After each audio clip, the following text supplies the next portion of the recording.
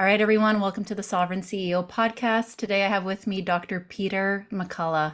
Welcome to the show. Thanks for having me. I was just saying offline, I've been listening to you the entire pandemic. You are a voice of reason. You are, in my opinion, uncancelable. They keep trying to, but your credentials, your accolades, your experience, there's really nothing that they can come at you with from all the publications I've seen. It's pretty hard to cancel the truth. And a few years ago, I was listed, I think I was the top person for what's called, it was an uncanceled meeting in Las Vegas, and it was entertainers. And I think I was the only doctor there. But what a time we're in, where medical information on an emerging viral pandemic, which no one was planning for, at least in my circles, and then brand new genetic vaccines and the fallout from them. Uh, Canceling, and now's the time to actually promote public health information. People need to be informed. They don't need to be blindsided. I'm just going to circle back, just in case anyone doesn't know you. I'm sure they do by now, but you're an internist, a cardiologist, an epidemiologist. You have degrees from Baylor, University of Texas, University of Michigan. You manage infectious diseases as well as cardiovascular complications of both the viral infection and the injuries developing after the COVID-19 vaccine in Dallas, Texas. You have more than 1,000 publications, over 685 citations in the National Library of Medicine. So this is what I mean by uncancelable. You've recently testified in front of the Senate. That's huge. So even though there's some people that are trying to come after you, I mean, there's pages and pages of information. You're clearly one of the world's leading experts in COVID-19, and definitely a voice that we should be listening to. What was that experience like, testifying in front of the U.S. Senate? Well, I first testified November 19th of 2020, where I brought the country and the world the news that we could treat COVID-19 to prevent hospitalization and death. We only needed to treat high-risk seniors by and large, but that was a breakthrough set of U.S. Senate hearings. I followed that up. I co-moderated the January 2022 U.S. Senate hearings, and then December of 2022, I co-moderated both of those with Senator Ron Johnson, and we brought America the news that the vaccines were not working. They weren't stopping infection, transmission. They weren't reducing hospitalization and death. And the data were emerging that they were becoming grossly unsafe. So we've had a series of U.S. Senate hearings on this to bring this forward. I've recently testified in the U.S. House of Representatives, January of 2024, the European Parliament, the UK Parliament, and as well as the Brazilian Senate chamber. So the news is getting out all over the world. It may not be the news that public health agencies want to hear, but this is what the public needs to have access to. It's so disturbing that even at this point, they are still recommending it. So in Canada, they're still recommending that they give it to children. And the scary part is our public health officials, they actually don't know. I don't think it's malfeasance at like the ground level, like the nurses, the doctors here, they actually don't know. That information is not coming through. They've never heard of this. We're approaching 4,000 papers on COVID-19 vaccine safety outcomes in the peer-reviewed literature, and the news is not good. Fatal syndrome after fatal syndrome, carefully chronicled, evaluated, written up. The number of deaths that have occurred after taking the vaccine, sometimes within a few minutes or a few hours of taking the vaccine, is astounding. But you're right, some people at least have the appearance that they don't know. The question is, who knows? Are they okay with this? And why would anybody still support this? We're more than 4 years into the pandemic. The syndrome is very mild. The world's been back to usual working operations now for a couple of years. Really, should a genetic vaccine that's not safe, should that be a part of our lives? Well, and you were actually treating people. I ended up getting one in the very beginning, and I met a doctor coming through town that knew what was up. He happened to just be staying with my in-laws at their bed and breakfast, and I ended up getting sick. And he gave me an entire protocol, including ivermectin and antivirals that I could take at home, antibiotics. And that was my first awakening moment. I thought, huh, this is the world's biggest pandemic, the scariest thing that's ever happened to us in our generation, and they're giving us absolutely nothing. If you get sick at home, then just wait to die or wait until you can't breathe and come and be put on a respirator. And that should have been everyone's wake-up call. Really, there's absolutely nothing. They even told people not to take vitamin D. You're right. I mean, there's the narrative that we were told from the very beginning is that no drug worked, that the virus was unassailable. How did anybody know that at the beginning? The studies weren't done. So how could anything be dismissed at the outset? It should have been all ideas on the table. What are doctors finding that's working? What are patients utilizing? What are people around the world? Notice we had no worldwide meetings on exchanging information on how to treat the illness. None. Within Canada, the United States, we didn't have any all-comers meetings to exchange ideas. Doctors were quickly shut down, isolated, clinics closed. There was no collaboration, no grand rounds. And we were told, basically, wait for a vaccine. The first oral drug to treat COVID-19 didn't arrive on the scene until 2 years into the pandemic, and that was Paxlovid, the Pfizer product. What were we supposed to do for 2 years? I can tell you what the US FDA says on their website is that when doctors are faced with an unmet clinical need, we're supposed to use existing drugs off of their original advertising labels when we're fulfilling that unmet need. And that's exactly what we did with the use of aspirin and colchicine and prednisone and hydroxychloroquine and ivermectin, methylprednisolone, azithromycin, doxycycline, forms of heparin. That was all clinically indicated, medically appropriate, fully within regulatory guidance use of off-label drugs. What was stunning is to watch in France, even before the pandemic was announced, restrictions on hydroxychloroquine. Before the pandemic, that was in 2019, we quickly saw drugs destroyed. Clive Palmer, Australian billionaire, procured enough hydroxychloroquine to treat the entire country of Australia, and the Australian authorities seized it and they destroyed the hydroxychloroquine. Could have saved countless lives. In the United States, our US FDA launched a campaign against hydroxychloroquine and prohibited its use.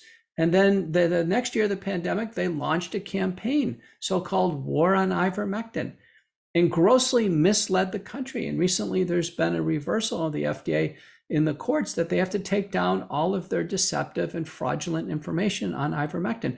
Why would the US FDA or Health Canada or the TGA or MHRA, why would any of these agencies intentionally deceive the public on early treatment?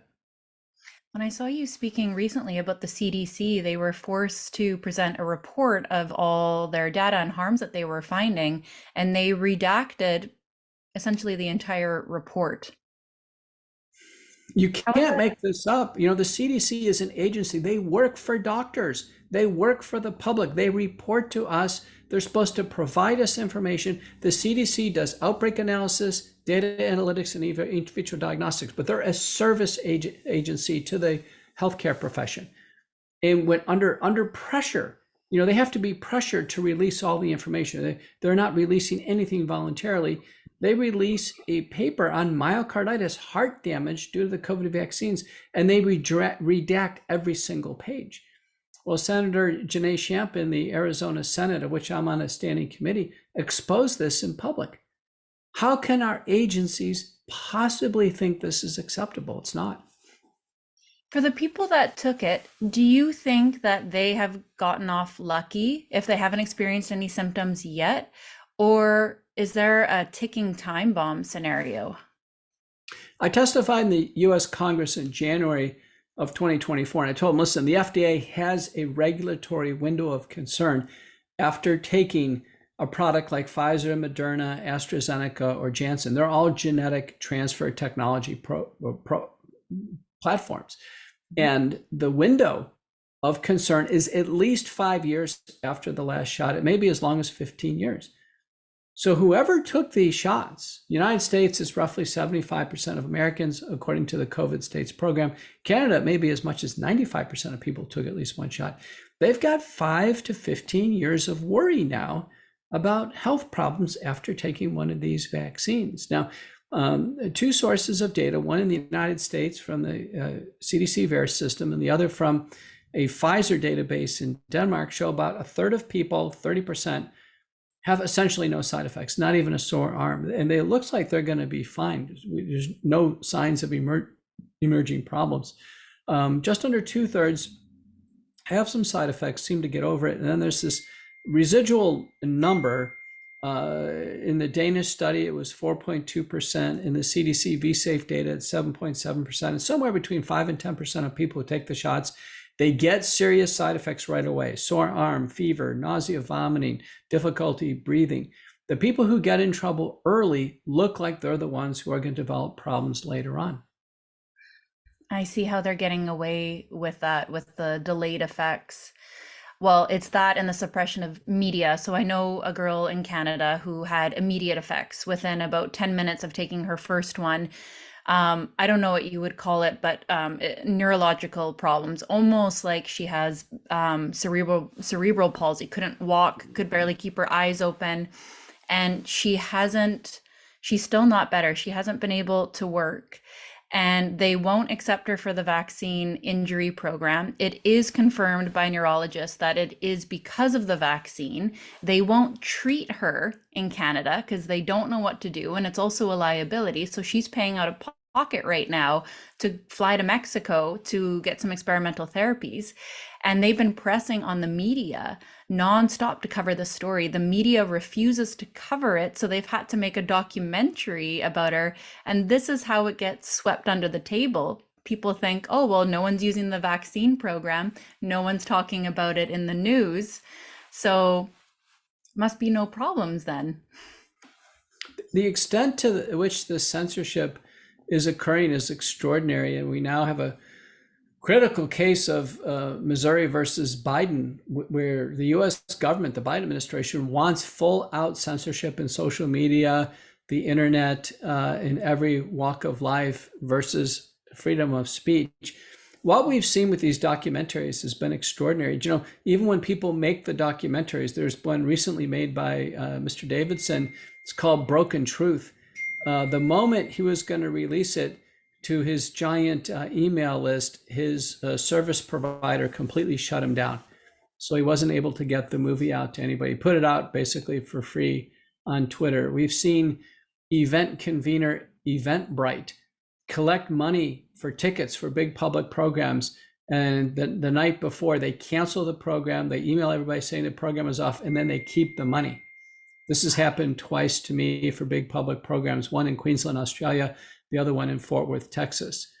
The extent to which wide open corruption, fraud, crime is occurring, all to protect these precious vaccines, is remarkable.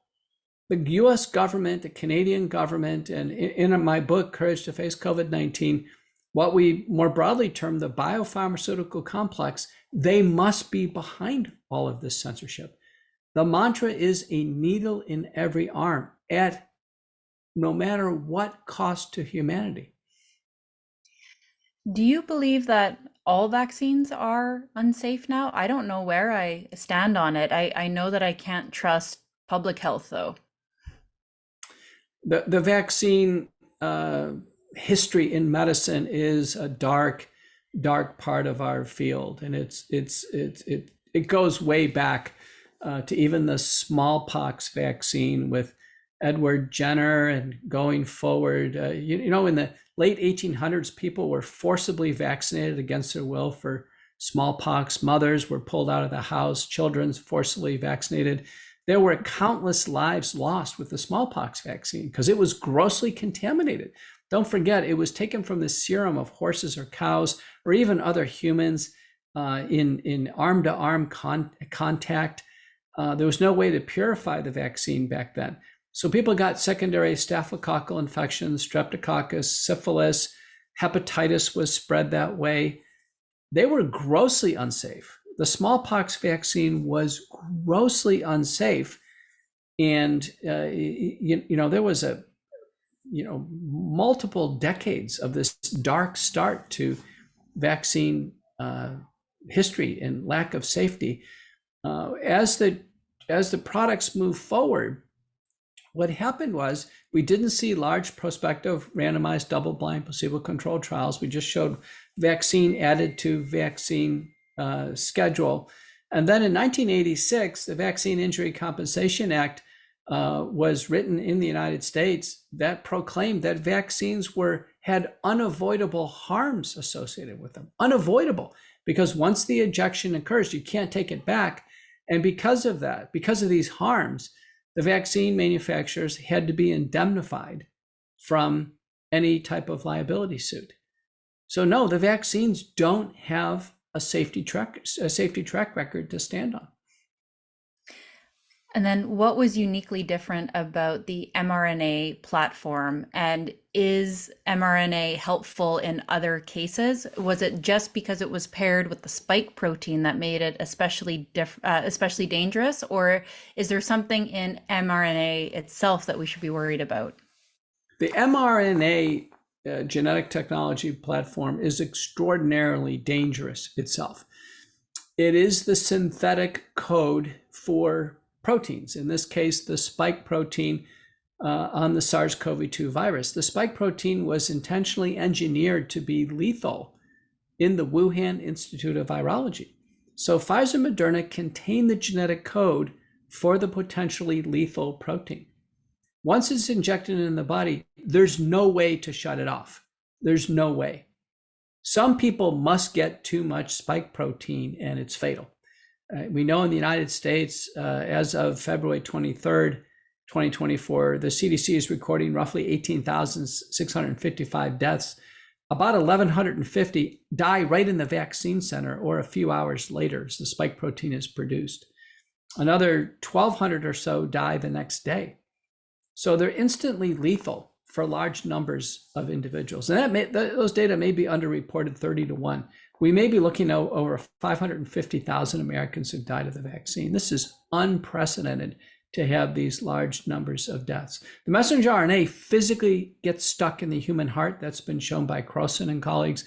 That means all forms of messenger RNA, a flu shot, a respiratory syncytial virus shot, they're all going to get stuck in the heart. And when the vaccine material gets stuck in the heart, it starts producing the foreign antigen, which incites inflammation.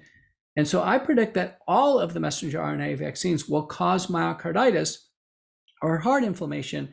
And then some people, the heart inflammation triggers a cardiac arrest and death, and others it triggers heart failure. It's a disaster to take a vaccine and then end up with heart damage.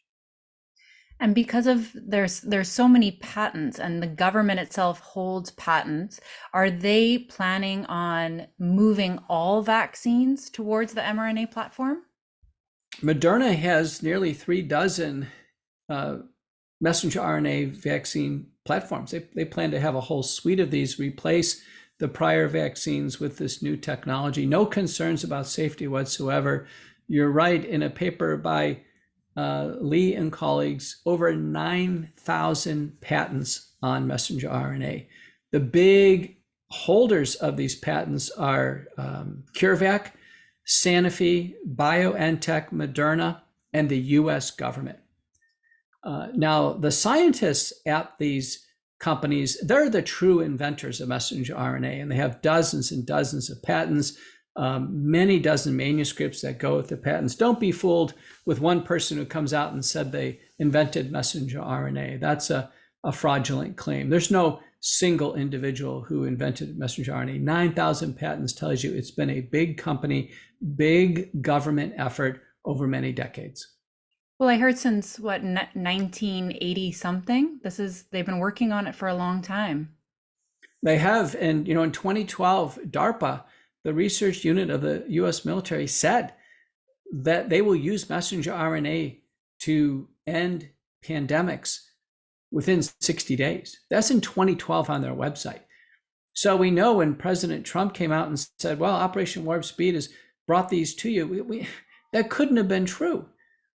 And we don't know if he was just deceiving America or if he wasn't appropriately briefed, but he should have said, listen, our military's been wanting to do this since 2012. It's on their website. Didn't he think that somebody was going to do a little checking? I mean, it's really atrocious how the US government and governments all over the world have presented this, because people can do their own fact checking and quickly find out the governments are not telling us the truth. Mhm. What is your belief what is this motivated by? Is it just money? Is it pure incompetence? Is it an agenda? Because at this point we know so much. Everyone can't be oblivious to this. It's very similar to the smallpox vaccine rollout. Very similar. It's almost like a hubris, a scientific, medical, religious ideology that forms. And the ideology is that we're afraid of an illness. The human body is inherently frail and susceptible. All we can do is wait and be saved by a vaccine. And once the vaccine comes out, it doesn't matter how dangerous it is, it doesn't matter how many people are harmed, we all will take this vaccine in order to protect ourselves from this threat. It's the same playbook that was used, honestly, 150 years ago, being utilized today. It's the same type of thinking. The vaccines, time and time again, they don't work. They don't stop spread of infection. They don't stop transmission. They don't reduce serious outcomes. One by one by one, and here we are again. Well, Aaron Siri was breaking down the childhood vaccines, and it's not just the COVID vaccine that doesn't stop transmission. He was going through the entire list, and I think it was only the chickenpox vaccine that actually did what it said. Well, there's some other vaccines that have had impressive results. I think the rubella vaccine and reducing congenital rubella syndrome, for instance, chickenpox vaccine did lower rates of chickenpox.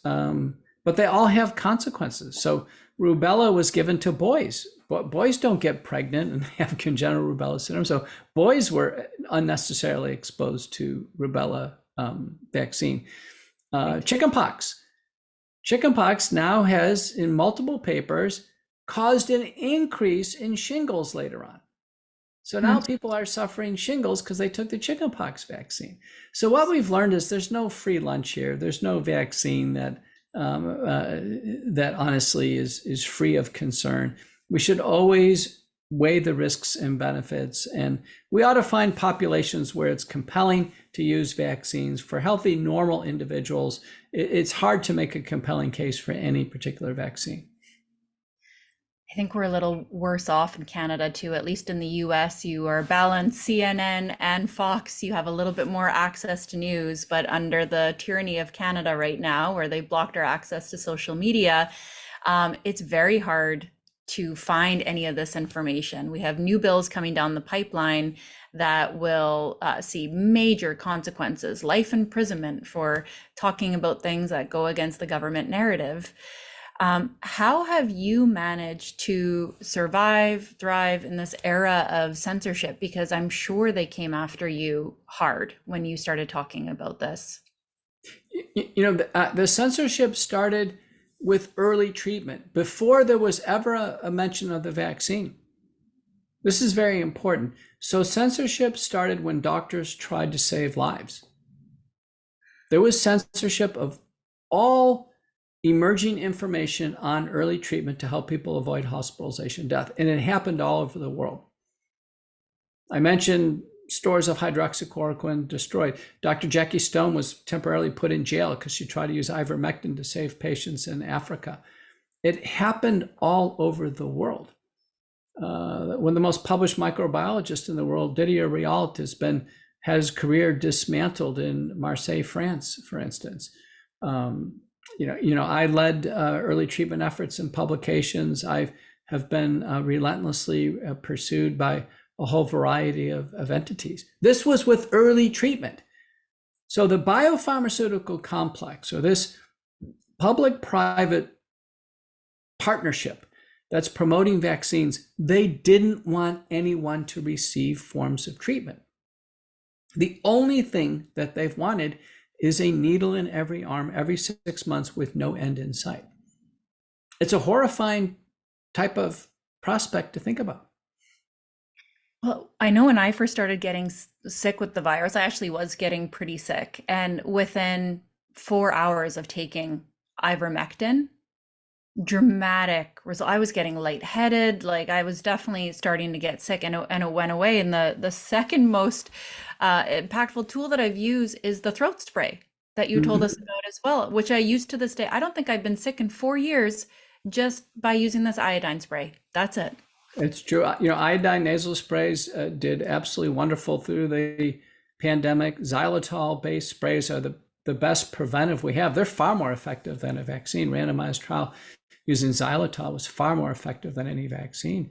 So people ought to be looking at nasal and oral hygienic approaches to treat early viral infections, to prevent them. Xylitol is ideal for prevention because it's not irritating, helps promote a healthy microbiome. The iodine actually kills the virus, so that's what you want to use in early treatment. But in early treatment, we want to use the nasal sprays at least every 4 hours, squirt enough up in each nostril, sniff it back and spit it out, and then gargle. Good 30-second gargle. Scope or Listerine with a drop of iodine in it works fine. But that is the line of first defense. You don't kill every virus with that approach, but you knock down the virus enough where the immune system then can start to fend it off. Once we get to the point of swallowing pills, we're anticipating that actually the virus is invading our body and we're going to make the battleground our body. I'd rather make the battleground our nose and our mouth. Yeah, so that makes sense before it progresses to other areas where it's going to cause so much more harm. And I think I bought it for $8 at the drugstore. I want to ask you another question about the side effects of the vaccine, and then let's go into censorship and what's happening in Canada, because you are coming for a big event here. I'm hearing the term turbo cancer quite a bit. What does a turbo cancer mean? Turbo cancer is probably the best term that's been developed through the pandemic. That's a cancer that develops very rapidly, progresses at incredible speed, and oftentimes is fatal in cases where we know cancer has certain established progression rates. It's happening in the vaccinated. A key paper by Anguis and Bustos has shown multiple mechanisms by which the COVID-19 vaccine, specifically Pfizer and Moderna, can cause cancer. Multiple mechanisms. And now cases of turbo cancer are being reported in the medical literature, and it's frightening. It's frightening. So we now understand that people have put themselves at risk by taking COVID-19 vaccines. Now, my hunch is it's dose dependent. One dose is probably very low risk, but once we get to 2, 3, 4, 5, 6, 7, in the United States, someone would be on 9 doses if they're following the government narrative. Immunocompromised would be on 12 doses. I'd be greatly concerned about oncogenic potential with that number of doses and the genetic mechanism of action. So there are mechanisms within the vaccine that might make cancer appear for the first time, or is it if there's already cancer in the body, it speeds it up, or is it a bit of both? It's both. So the Chinese have shown the messenger RNA impairs DNA repair. That could incite a new cancer. The Pfizer Moderna have been shown 2 papers now, McKernan and Spiegler, have published this, that they actually have DNA process-related impurities. They have fragments of SV40, a known proto-oncogene activator. That's not good. And the third mechanism is that the spike protein produced from the vaccines, particularly the S2 segment, probably inhibits the P53 and BRCA tumor suppressor system. So that would be an explanation why someone in remission would have their own immune surveillance knocked out and then have the return of cancer at a very rapid rate and have it become fatal. I personally have heard about and seen and examined fatal case after fatal case of turbo cancer after COVID-19 vaccination. Is there any other reason that you can think of why we're seeing these skyrocketing rates of cancer? All the cancer registries agree. Cancer is skyrocketing now. There is no other ready explanation than worldwide mass genetic vaccination. There should be an immediate merging of the cancer registries and the vaccine administration data so we can actually parse this out. And this has been requested multiple times, multiple governments. There's not a single government in the world that will merge their cancer data with the vaccine administration data. So is your fear that they're not looking, they're not tracking this? Well, they're not looking, but they are willfully blind. That is, they're refusing to merge the data. This is important. That means they are blocking our ability to see this signal as cancer rates skyrocket. Kind of like in Canada when they were, in order to pressure Canadians, they were showing the hospital data of how many unvaccinated people were coming in. And then when that data started changing and it was all the vaccinated people were coming in, then they just removed all the data and no one could no longer see the charts. No one could look it up again. These are the methods. Most countries hold the vaccine administration data and the mortality data. There should be an immediate merge of vaccine administration and mortality data so we can see how many people die when they take the vaccine within the first day, second day, third day. None of the countries will do this. Same thing with cancer. Right. None of the life insurance companies are pressing the governments. None of the public health agencies are advancing this. This doesn't appear to be out of ignorance. This appears to be a willful obstruction. It's just like the example of the CDC myocarditis manuscript. It was intentionally redacted. It wasn't happenstance. It was intentionally redacted. Our government agencies at this point in time are covering up a biological safety disaster that's playing out worldwide. How is that legal? How is that legal? It's not. It is as illegal as one could possibly imagine. That's the reason why there's so much court activity right now. That's the reason why people are up in arms. They're absolutely frightened and horrified now that they have 5 to 15 years of worry since they've taken a messenger RNA vaccine in their body. Out of all the rights we seem to have in Canada and the US, it's definitely our freedom of speech that is the most pivotal right, because once we lose that and we're already on the fence, everything else is at risk. There's no opportunity to get that back once it's gone. So true. You know, throughout the pandemic and for any emerging health crisis, we always want to tell patients, do your own research, do your own fact finding. But when we see censorship and reprisal and an active cleansing of information online, removal of posts, retraction of valid peer-reviewed published papers, then we actually can't get to the truth. People are going to be misled, and sadly, some are going to be misled into some medical scenario that's going to result in them losing their lives. It couldn't be any worse than this. This is free speech directly connected to someone's life, and the loss of free speech directly connected to the loss of life. Censorship kills. Do you ever wonder if what you're doing is dangerous right now? Like, it can definitely have an influence on your career, but in Canada, I wonder quite a bit because with Bill C-63, the pre-crime bill, it hasn't passed yet. But if that goes through, a podcast just like this could land me in prison. Do you think we're there yet? I know you live in Texas, which is a much freer place. I might have to come join you here soon.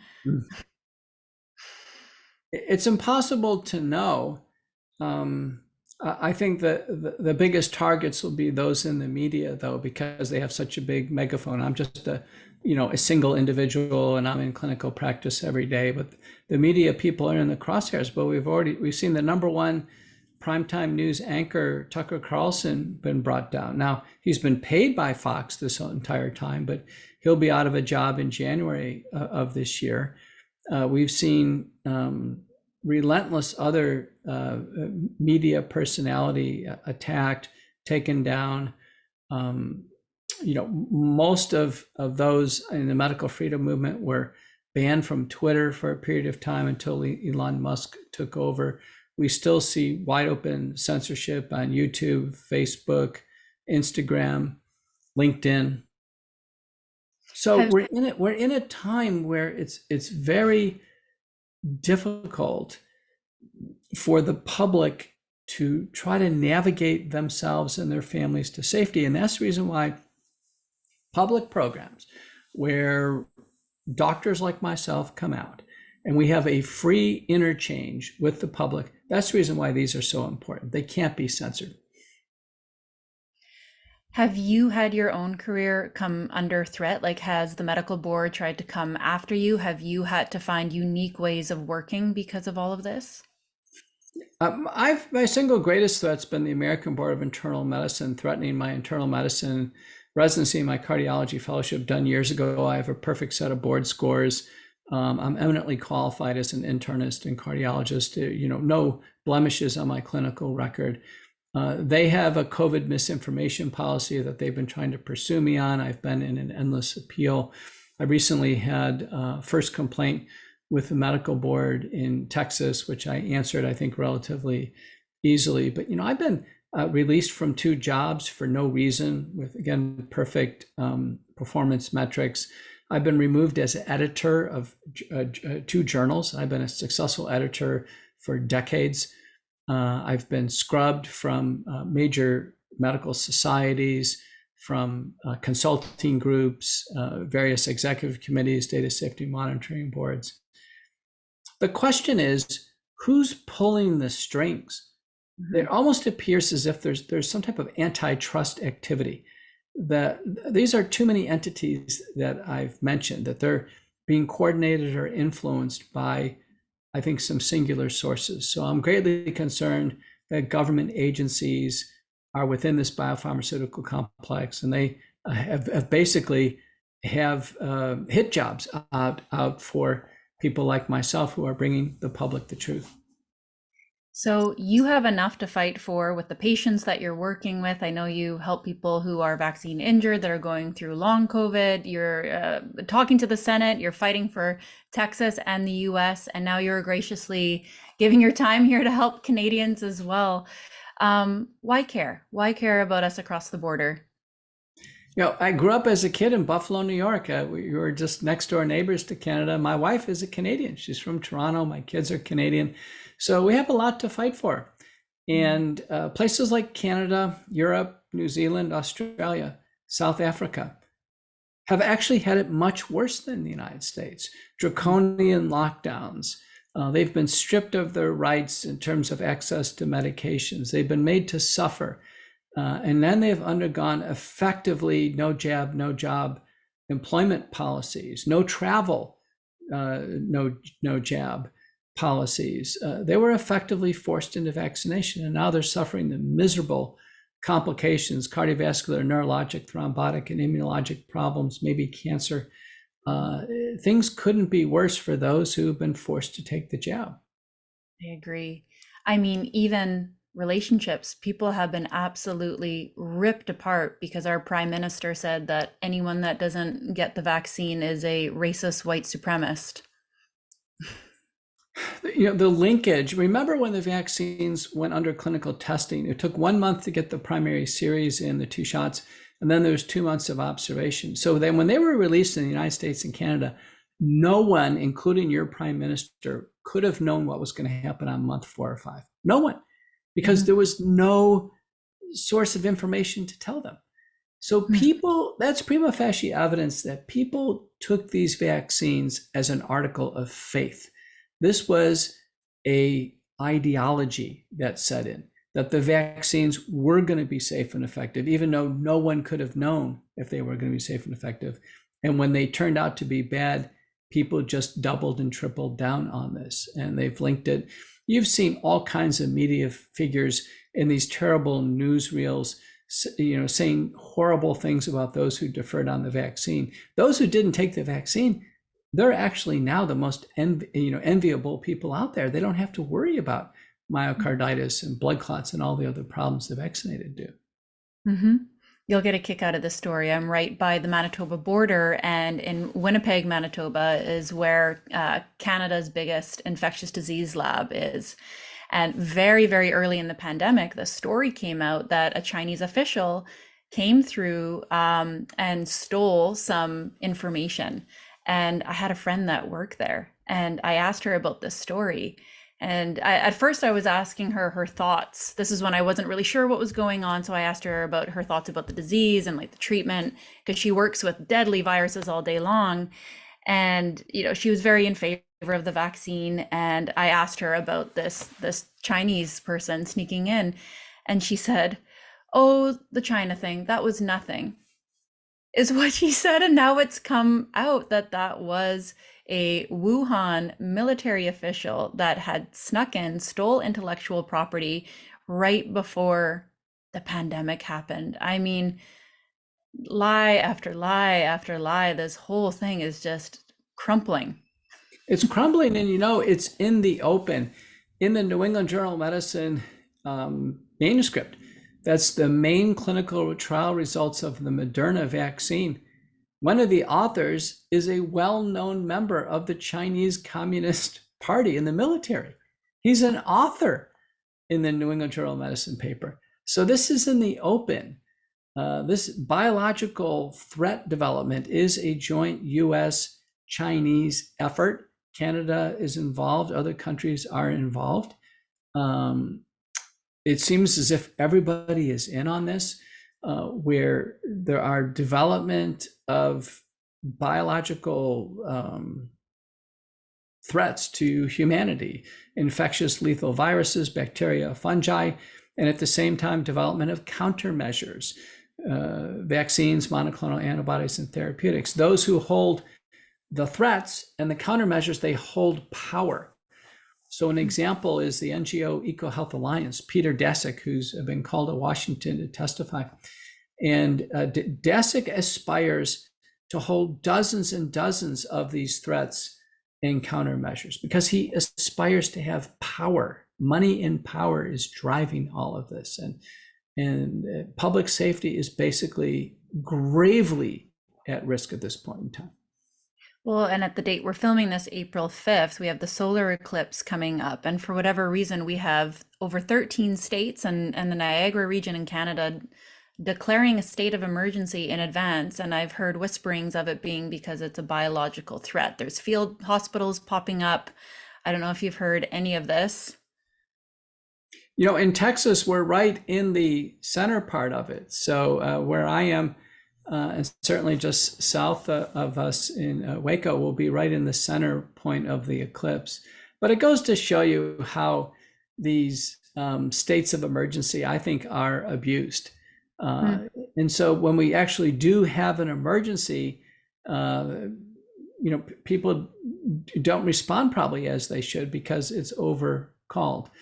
So this is just an eclipse. It's going to last a few minutes and it'll be over with. And there's a narrow band across the United States where it'll happen. Texas is one of them. It comes up through, I think, St. Louis area, Illinois, and then up through Buffalo. I think Toronto, you'll probably have part of it, I think, in Toronto. So That's interesting. I mean, that's how I feel about public health right now. If there ever were to be an emergency and there was a virus or a vaccine that we should take, I will never take one ever again after this. yeah, I counted up. I got my vaccine card and I counted up. I had taken 69 vaccines. So there's no way anybody can call me an anti-vaxxer. I mean, I accepted all of these, but I didn't look at it critically. And just because I wasn't harmed by a vaccine, it doesn't make it right that a child is crippled with a vaccine. So, for instance, these neurologic syndromes that develop after the HPV vaccine that are devastating. I've had mothers take me to see these children, and it's just heartbreaking. A normal child, and then after the vaccine, see them in a wheelchair. Or mothers and fathers who lose their children with sudden infant death syndrome that occurs after vaccination. Recently, in the peer-reviewed literature, there was a pair of twins, and they got the hepatitis B vaccine on the same day, and they both died on the same day. And so when there's a febrile seizure, which can occur after vaccination, it can be fatal. And indeed, it was. And it's not fair to the legions of parents who have children with autism. We don't know if the vaccines cause autism, but there's a connection between over-vaccination, just multiple shots, and the development of febrile seizures, and then neurologic damage later on. That's a connection that's there. So it's not okay. The World Council for Health is putting out a call, full stop on childhood vaccines, full stop until things clarify. We have 5 studies showing now going natural in today's world of cleanliness and improved health measures and antibiotics. We've got 5 studies showing going natural has better outcomes than taking all these vaccines.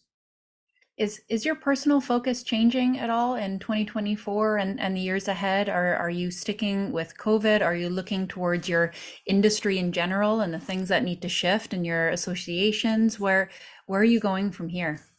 I'm in a state of vigilance. So listen, we've been messaged by Fauci, Hotez, Tedros, Bill Gates that disease X is coming. The Coalition for Epidemic Preparedness and Innovation has written a very extensive white paper on disease X. It looks like one of these biological threats in one of these biolabs, in fact, may threaten us in the next year, and I'm going to be ready for it. Tell us about the Reclaiming Conference. You're coming here to Canada this June. What made you want to work with this event? I'm always happy to come to Canada. I've only had a chance to come once.